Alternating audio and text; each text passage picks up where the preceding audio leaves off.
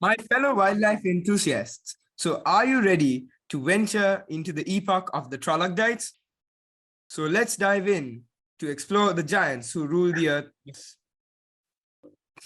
For centuries, Spanish locals living around Embrona Valley stumbled upon what they thought to be an elephant graveyard, a grove of massive skeletons of beasts that they had never before seen in Europe. But did these animals really go there to die? Wondered the Marquis de Ceralbo. Why were all these bones broken and smashed? And why wasn't there a single complete skeleton in this whole so-called graveyard? So the Marquis de Ceralbo ushered in the American paleontologist Clark Howell, and he discovered a carbon concentration indicating charcoal and lithic tools. A band of human hunters had set fire to grass around a herd of elephants and driven these poor beasts into the marsh.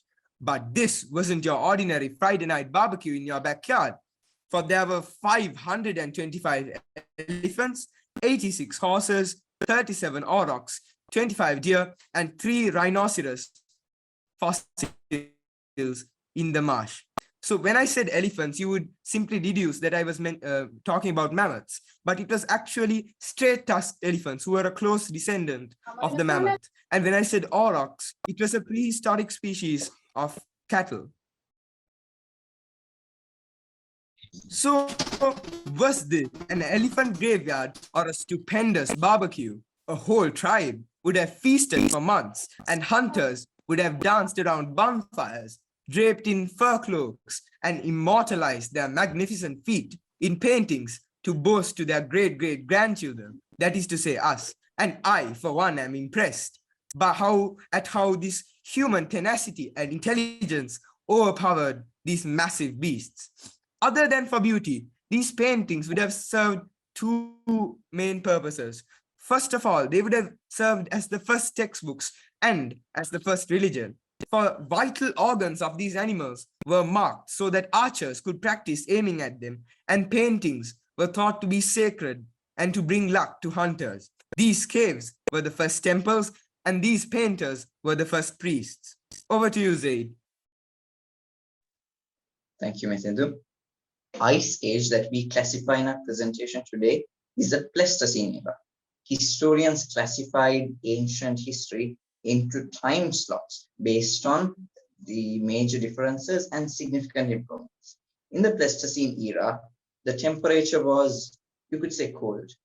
It had repeated glacial cycles. Glacial cycles essentially meant that the glaciers in the north and south poles of the earth would melt down to form seawater. This seawater later will move back to the poles where it would condense back to glacial states. This cycle showed tectonic plates and allowed land area to be seen. This land area promoted primates as well as other animals to locomote from continental bases. Examples for these are like the forming of Bering Land, which of Siberia and Alaska, and subcontinents like Eurasia. Following this, there was a period of warming throughout the globe, in which the ice core measurements or the sea surface temperature, SST, had increased by a couple degrees. This was due to a longer taking glacial circle. This circle, the problem with this circle was that the glacial meltdown, which was now seawater, took too much time to turn back to glaciers, thereby increasing the seawater amount by a lot. By doing so, it had increased the temperature around the globe. This, in a long term, ended up killing loads of megafauna. This can be seen in a movie that I hope majority of you have watched, Ice Age: The Meltdown. Over to you, Metin. All right, so the question arises, why were these Pleistocene megafauna so big in the first place, and what are the quirks of being big? So let's say we put a skinny fellow like Zayed and a buff and swarthy fellow such as myself in the North Pole. Who is likelier to survive?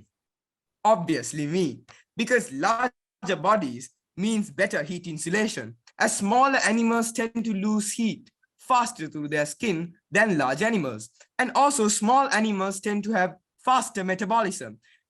What that means is, for example, small animals tend to have a faster heartbeat and breathing. For example, pygmy shrews tend to have a heartbeat of up to 1,200 beats per minute, while the blue whale, the largest mammal, has only 2 beats per minute.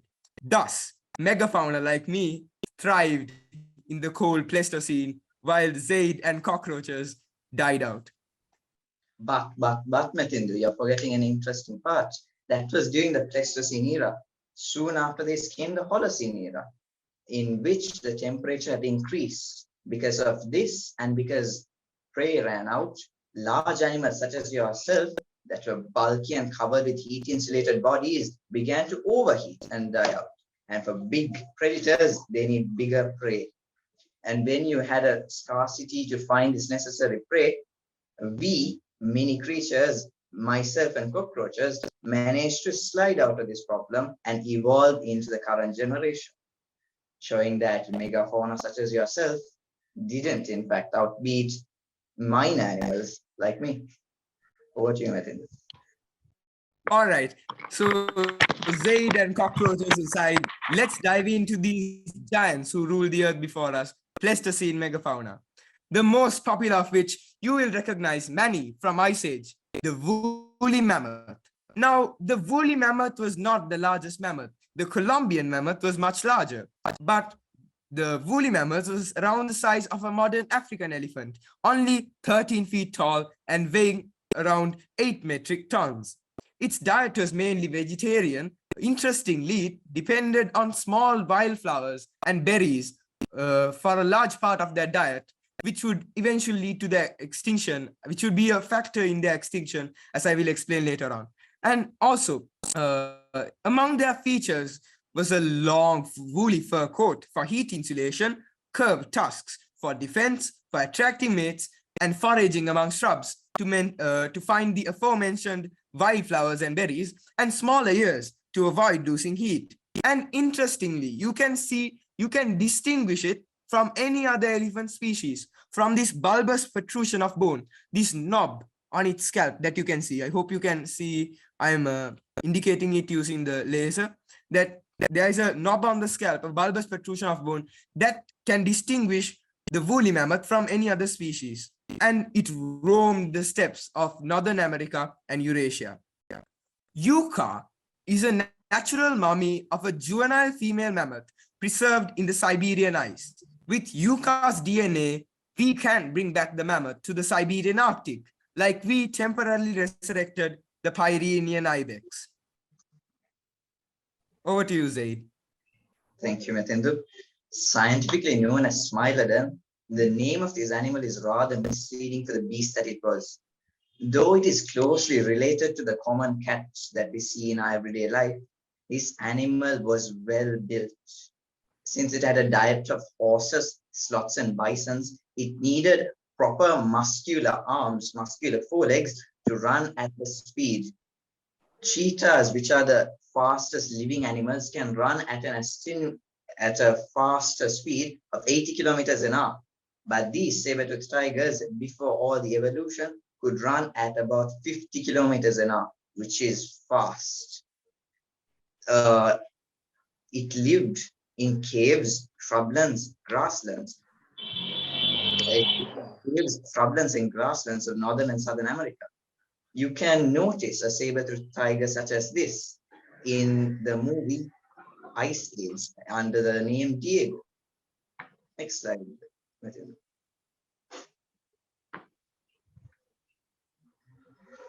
The woolly rhinoceros. It's native to North America and Northern Eurasia. They are one of the megafauna that died out due to climate change. Their fluff coat with thick brown hair gave it proper heat insulation against the cold Pleistocene era. The horn of the woolly rhino, made of keratin, was of standing size and was used for two main reasons. One, for combat, which was showed in the cave paintings of Chauvet found in France, which is showed on screen. Two was for uncovering vegetation, which facilitated its grass-based herbivorous diet. This animal died out, one, because of the unfavorable climates, as I mentioned before, and two, it was hunted by hominids, our relations before us. Over to you, Nitin.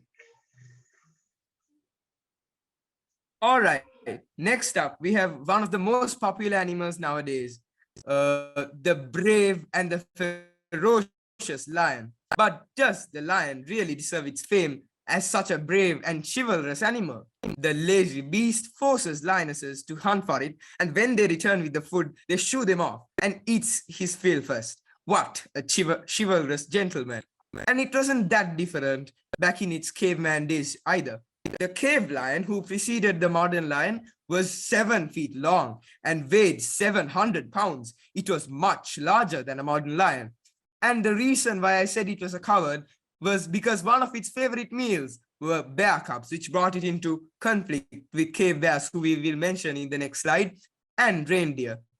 Distinctively from the modern lion, you can see that the adaptation of the mane has not yet appeared in the cave lion, and that can help you distinguish it from the modern lion. And as Zayed mentioned regarding smilodons, they also had longer and more muscular forelegs than their modern counterparts. So you can see the same pattern from between modern counterparts of these Pleistocene megafauna and their ancestors. And they roamed the steppes and grasslands of Eurasia and Northern America, not caves, as their names would suggest.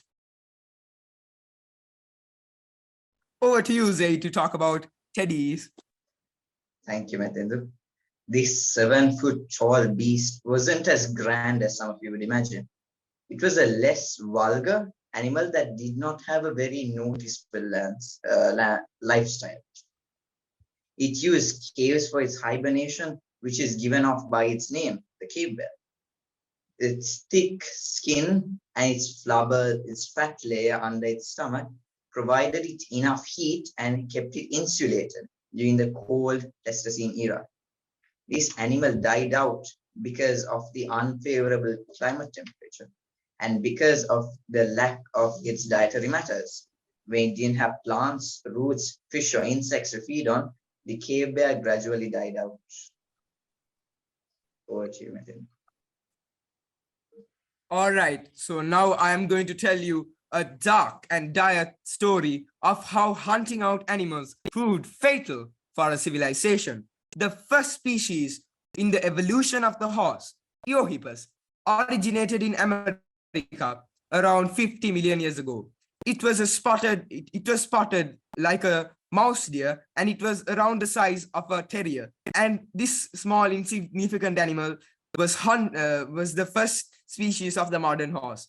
But after that, they evolved into the Mesohippus, who was white striped, and a two-toed ungulate, who was around 60 centimeters tall.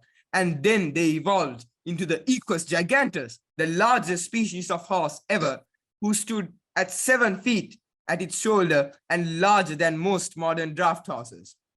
But the horses were hunted out from the Americas by the ancestors of the Red Indians and the Mayans 11,000 years ago, with only a few managing to cross into Eurasia from the Bering Land Bridge, which Zayed explained before regarding the transition period. And then centuries later, after the horse was hunted out in the Americas, the Mayan civilization stagnated because they had no beast of burden. Beast of burden meaning an animal who can carry goods and items. For example, here in Asia, that's cattle, and over there in Europe, it's horse. So the Mayan civilization struggled due to this lack of a beast of burden, and that was one of the reasons why the Spanish conquistadors centuries later could manage to have an advantage over them later on. And it was the Spanish who introduced the horse back to America. Better known for its appearance in the famous game series Game of Thrones, the dominant canine, the direwolf, is like its current descendants, the wolves, hunted in packs. Interestingly, this animal did not die out of the climate change. It was well prepped to the Holocene as well as Pleistocene eras, but died out because of its lack of prey. To get a better understanding of the size of this animal, it's better to compare it with a modern day lion. It wasn't as grand as a lion. It wasn't as dominant as a lion. It was a less powerful, short animal, like a modern day lion. This animal would often go into competition with a saber-toothed tiger, like its modern day counterparts. It is one of the largest canines ever, and it is recorded in multiple records, such as the Chowat Caves, to be known for its extreme fighting skills. It was seen in grasslands as well as woodlands, and is larger than modern day wolves. Over to you, Metin. All right, so now we are going to talk about the largest deer species ever to roam the planet, the magnificent Irish elk, the Megalosaurus gigantus, standing at 7 feet tall and weighing 1.5 tons. Its diet was mostly boring, like the rest of the herbivores. It was just grass. But don't underestimate this as a mere deer, because its massive antlers spanned 12 feet and it roamed the grasslands of Eurasia. Now let me show you a fine specimen of this beautiful species standing next to a fine specimen of another beautiful species, a fine specimen of Homo sapiens standing next to a fine specimen of Irish elk. All right, now for some honorable mentions. Of course, now when you look at the picture of the Cybertherium, you would never guess that it was the ancestor of the modern giraffe. So can someone tell me what is the adaptation that helped the giraffe to survive the Ice Age, post-Ice Age transition, and not the Cybertherium? So as you can see, the Cybertherium lacks the long neck that the giraffes had, that helped them reach for taller trees and access the leaves on taller trees, which the Cybertherium couldn't, which is why the Cybertherium died out and the giraffe managed to survive. And I'm not kidding when I say that the Gigantopithecus, yes, that oversized orangutan that you saw in Jungle Book, the largest ape ever, did roam the woodlands of the Pleistocene era. And over to you, Zayed, to talk about camels for no particular reason. Racism. Camels have been in existence for about 4 million years, which is rather stunning to believe. Camelids were used by humans for 1, dietary purposes, and 2, for transportation of goods. These camels were used in the Pleistocene and Holocene era by our hominids for these purposes. It was well adapted to these eras because of its capacity to hold on to large quantities of water and its fat sac in its hump that would provide it heat and insulation during the colder parts of the Pleistocene era.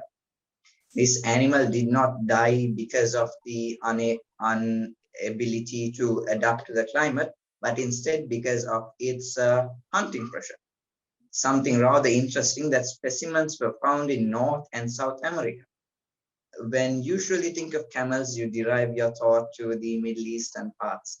It is not so in the actual case. It had locomoted from the Americas to the Middle Eastern continent by the lowering of seawater, as I mentioned before. Moving on, it's the ground sloth.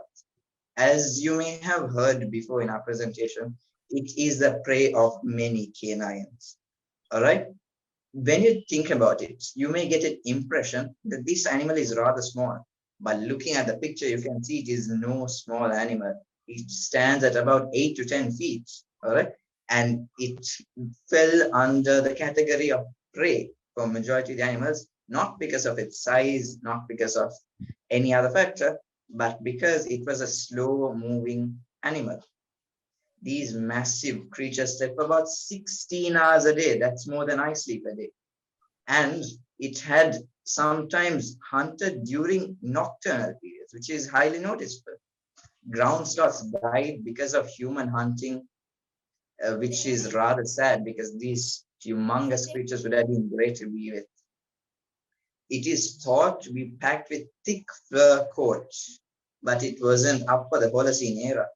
Standing at 2 legs, it used to scare off its predators. This also proves that ground sloths ground sloths were bipedalers. Ground sloths were seen in places like the Pampas grasslands of Bolivia. Over to you, Methindu. All right. So what does Sri Lanka and the beaver have in common? They both build dams. And when the beaver stood at 2.5 meters tall, oh damn, what a big dam they would have made. And then there's the mastodon. So what did I tell you about the mammoth? What helps you to distinguish it from its other counterparts? Yes, the bulbous protrusion on its scalp. You can't see the bulbous protrusion on the mastodon. As you can see, its head is rather flat. It's shorter and stockier than the mammoth, and it tends to have straight tusks, while the mammoth has, as I told, curvier tusks to search among shrubs to find their favorite food, the wildflowers. So, and they were wood browsers, which means they lived by eating wood. Very boring. But then we have, now here are some places where we can find evidence about these prehistoric megafauna and about the humans who dwelled along with them. So first off, we can see the Altamira cave in Spain. The little girl who found the Altamira cave screamed to her father, "Toros, toros." Now, what does toros mean in Spanish? Toros means bull. And she was quite right, because pictures of bison were drawn by these Neolithic men all over the caves of Altamira. And then you can see the Zayed, which, as you can see, contains pictures of rhinoceros, mammoths, saber-toothed tigers, smilodons. All these species, there is firm evidence of their contact with humans from the Zayed caves of France. And then there's something rather interesting, the La Brea tar pits in Los Angeles. It's definitely worth a visit because it's the largest collection of Ice Age fossils. So lots of large herbivores such as mammoths and ground sloths. As you can see, a mammoth is mired, that is to say, stuck in the mud in this picture.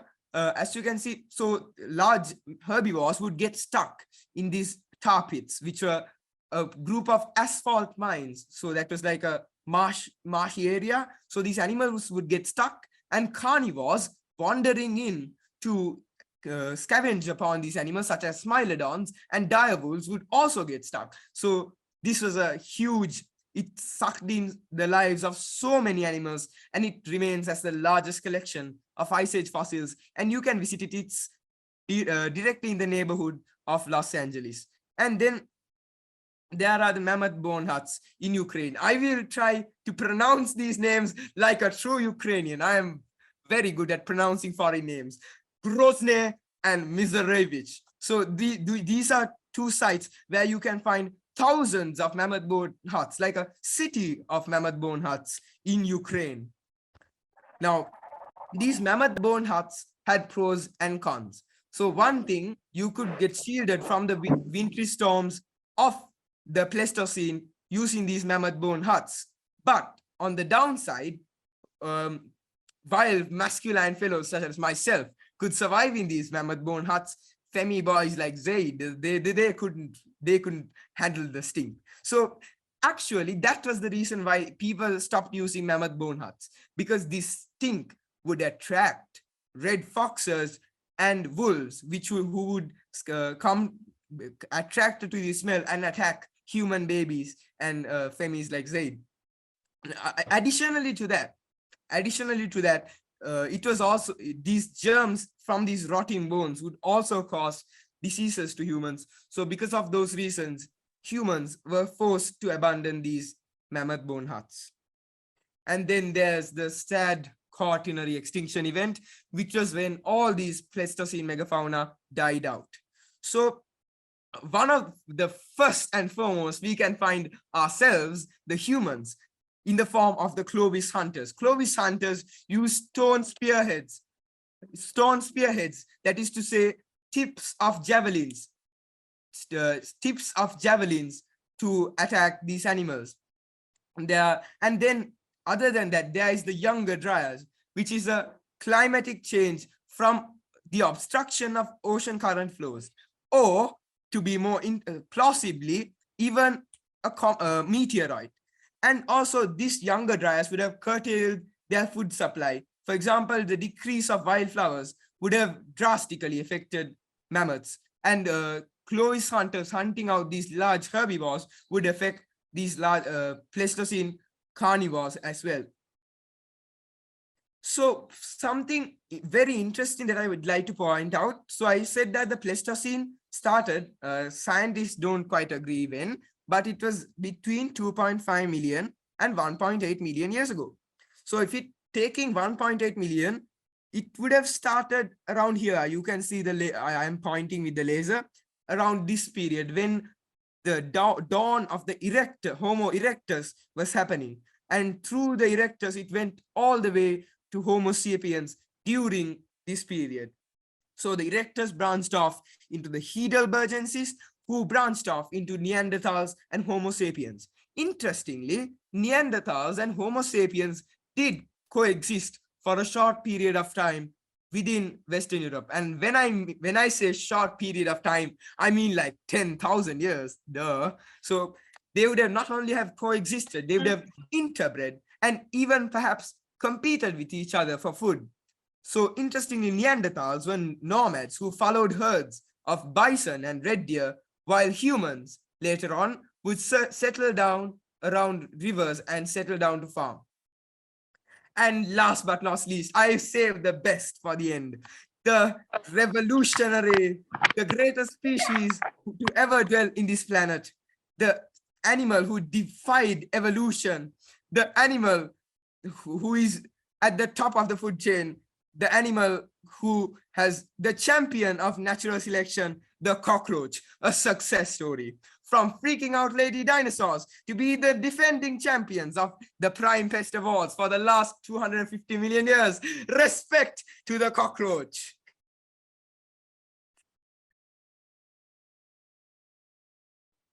Yeah, all right. Your deadline is up. So we will be starting the quiz right now.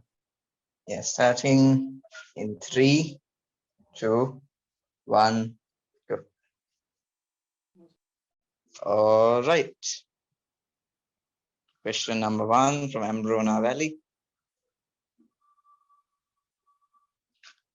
Okay. Where is the Chauvet Cave? Option number 1, Spain. Option number 2, France. Option number 3, India. Option number 4, Italy. Where is the Chauvet Cave? All right, 7 got it correct. France. 11 responded with seem to have Spain. thought Spain. What is the cave in Spain? The cave in Spain is the Altamira, not Chauvet. Yes. All right. Sure. This is the painting found in the Chauvet Cave of France. All right. It had multiple drawings of megafauna that went extinct. Okay, moving on to the next question. Before that, the leaderboard. Sandalu Damsara on the top of the leaderboard. Second is Ramika Dulmit. Third is Danindu Ratnayaka, I presume. Fourth is Tohan. Fifth is Shevit Pereira. All right. Second question. What is the name of the Siberian mammoth that is preserved in ice? Okay. This mammoth was found in the year 2011. All right. 18 of you got it correct. All right. Most of the people seem to have listened to the presentation. Yes, nice. 6 of you responded with Welsco. All right. 7 with Raj and none with Bob. All right. Smart choices. This is Yucca. It's a female Siberian mammoth that was preserved in ice. It was found in the year 2011. Remember properly?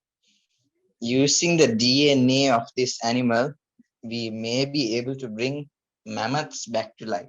All right, it is something interesting. Maybe in the distant future, we will be able to see a living mammoth. Interestingly, we have already brought back the Pyrenean ibex. Pyrenean ibex, yes. All right, next slide, which Leaderboard, any changes? Okay, not much changes. Sandalu in the top, Johan in second, Shevit in third, Tissa fourth, Lesandur in fifth.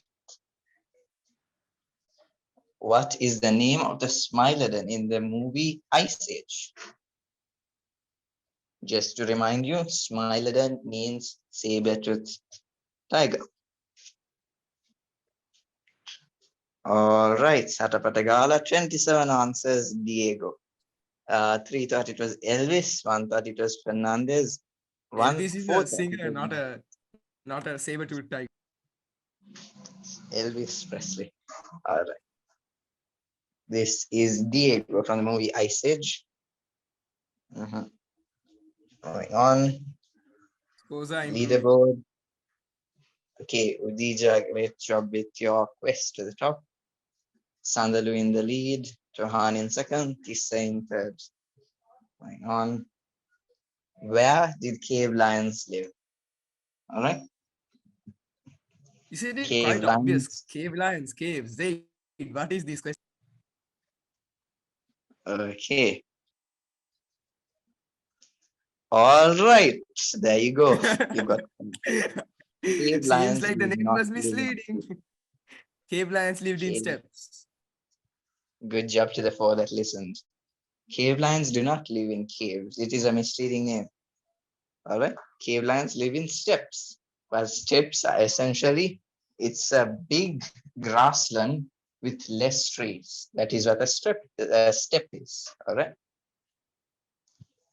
This is a cave lion. This is the animal that lions originated from. It has less of a mane, more muscular legs, and a thick fur coat. And the same sense of cowardice. All right. Let's check the leaderboard. Any changes? Okay. 4 players lost their answer streak of 3. Sorry to you people, but you got caught. Sandalu in league, Chevit in second, Sineru in third, Johan fourth, and Jiganitish in fifth. Where were drawings of woolly mammoths' interaction with humans shown? Let's check your memory skills.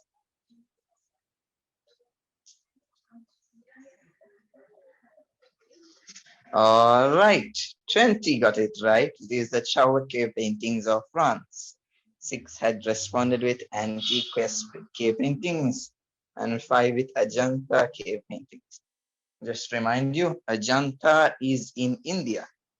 It's a cave painting with different pictures of people rather than animals. And antiquities cave paintings isn't a real thing. All right, this picture again is the shower cave painting. Going on.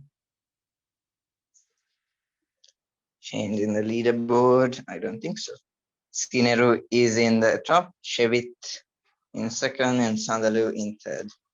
Akshit is the highest climber of 6 places. Okay, good job on your quest to the top. All right, moving on. 6 of 10.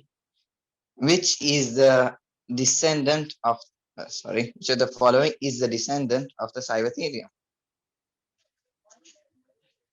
Cybertherium was not yet adapted. Later on, it adapted a feature which is a longer neck to end up Long neck. becoming a giraffe. 29 got it right, groundbreaking. Great job. 1 thought it was a monkey. Who would have thought that? 2 thought it was a horse. All right. So I mean, this even with is the a picture of this, does it look like it evolved into a monkey? Oh, not the other picture that is down there. The main human. focus, not the All human. right. So the Cybertherium was a large animal with a rather short neck. In adaptation, so that it can reach tall leaves that are on tall trees, so that it can access the leaves because the grass was covered with snow during the Pleistocene era. It Its resembles adaptation was the modern okapi more than the giraffe, but it was the ancestor. It was the ancestor of the modern giraffe as well. Search up okapi. It's also a very endangered species living in Africa. all right. Moving on to the leaderboard. Okay. Sineru with the highest answer streak of 5. Good job, Sineru. Sandalu Damsara in second, Johan in third, Tissa fourth, Sushin in fifth. Okay, what is woolly rhino horn made out of? Is it keratin, serotonin, fluorescein, or panarin? Okay, 18 got it right. Okay, nice. People are listening. 5 are in for serotonin, and another 5 are in for panarin. All right. The horns of woolly rhinoceros were big. When I tell you big, it was astonishingly big, about 3 feet long. Yes. And it was used for two main purposes. One was for attacking, okay, which was shown in the Chaukya paintings in France. And two, it was used to move away the snow which covered the main food that it used to have, grass. It uses its horn You to move forgot away the the main snow. purpose, Zayed. Attract image. That was the sole purpose of the horn. All right, Metin. So those are the uses of the horn made of keratin on a woolly rhinoceros. Okay, leaderboard, not much change. Okay, 7 players with an answer streak of 3. Nice job, people. Chevit, Tissa, Tohan, Sandalu, and Sinero on the leaderboard. Moving on, 8 of 10, it still isn't late. You can try to come on to the top of the leaderboard. Which was the oldest species of horse? All right, Elianthus, Mesohippus, Eohippus, or Equus gigantus? 9 got it right, Eohippus, and 9 thought it was Mesohippus. All right, that's a fair tie. Eohippus was the oldest species of horse, which later evolved into Mesohippus, which later evolved into a ginormous 8-foot beast called Equus gigantus.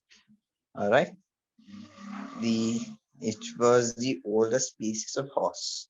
Eohippus looked more like a dog than a horse. It had spots like a mouse deer, and it was around Mhm. 10 centimeters small, short. So you start small. That's the moral of the story. You start small, and then you end up big, like a Equus gigantus. All right, moving on to the leaderboard.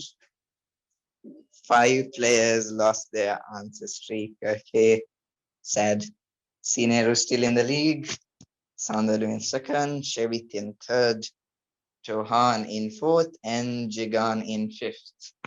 Okay, let's see. 2 more questions. Anything can change. What was the canine of Smilodon used for? Okay, interesting. Let's see how many of you remember it. Was it to break down trees, break down meat, scare off prey, or to clasp onto prey? Okay. 14 thought it was to break down meat. All right. To break down meat, we have a different type of teeth. It is in the back of your jaw. I think could you remind me of the name? Okay, I am not. Okay, molar. There you go. Yes. Smart Mali. All right, Smart. that's They're very smart. okay. Use the molar to break down meat and uh, use the incistors to break down food into smaller matter, if I remember properly. Canines in the smilodon, which is As you can see, in it the smilodon. protrudes from the mouth. It comes out of the mouth and it drags down as well. So its main purpose, well, obviously, no carnivore will want to scare off their prey. They just want to clasp onto the prey and ensure that it gets a easier kill. So unfortunately, this Smilodon seems to have a problem. Natta capilla wage, but still, you can see the texture. It's either spotted or plain colored, and distinctly there's the long canines, and it looks ferocious. Unlike its name, which would suggest a smiling cat or something. Okay, 7. Class 1 to pray. Let's see how many lost their streaks. Sorry. Sinero has an 8 streak. Okay, Sinero. Smart. Sandalu in second, Johan in third, Shevit in fourth, and Jigan in fifth. All right. Let's see. It's the final. All right, Mal. We'll take that into consideration. Now our final question. All right. Anything can change. All right. Let's see who is the winner of our mega prize, sponsored by the committee Sponsored of by WWF. Tisangaya, not by us. Two of us aren't involved. Yeah. All right. The final question, which is rather easy. What adaptation did cave lions achieve later on in evolution? Its muscular forelegs, its size, its mane, or its stripes? Okay. 23 responded with mane. Who Good said job. stripes? I mean, since when do lions have stripes? Okay. Mane, that was pretty So obvious. the cave lion, did it live in caves, people? Respond. Did cave lions live in caves? Okay. No response. Okay, Did not no. say yeah? They lived in No. caves. Cave lions lived in caves. See, they didn't. They most lived in steppes and grasslands. That doesn't mean it never lived in caves, but its main terrain was steppes and grasslands. It's a rather misleading name. Cave lions did not live Did in they live on the caves. steps of the stairs? The No. steppes is like the Steppes. grasslands of northern Eurasia. That Oh, is you to mean say, Kazakhstan, that region. So steppes Yeah, kind of like are grasslands, large. right? Yeah, it's Yes, technically. kind of So like like, let's grasslands. say in America, you will call it prairies, but in Eurasia, you will call it steppes. It's like a form of grasslands in Europe and Asia, aka Eurasia. Oh, Also, okay. steps spelled with STEPPES, so that you don't get confused with your partipella. Okay, so that is the cave lion. The cave lion, its main adaptation was its mane. In the beginning, it did not have a mane, but later on, to increase its heat insulation, it ended up growing a mane. All right, that gives it its current distinct feature. As you can see in this picture, it lacks a mane. Okay, moving on to the final poll. Let's see who is on the leaderboard. So who's the champion? Okay, there you go. Johan in third, Sandalu Damsara in second, and Sinero in the lead. All right, good job, people. Okay, Congrats, guys. Sineru Malawaraachchi, you better get your prize from Tisangaya. Don't ask us. We are not involved. Okay, people. I hope you enjoyed the quiz. I hope you made this session productive. Thank you all for So joining. do till you the all very have any end. other questions, or we will end the session? So spot on time. See, we are so efficient. We are ending right at 5 p.m. Okay. All All right, right. Do you all have everyone. any questions? Any more questions? Any suggestions? Feedback? If you have any feedback, don't hesitate to say it now or send it in the group later on. Thank you very much for joining, guys. Hope to meet you all in the future lectures as well. All right, everyone. See you. Bye. Bye. Thank you.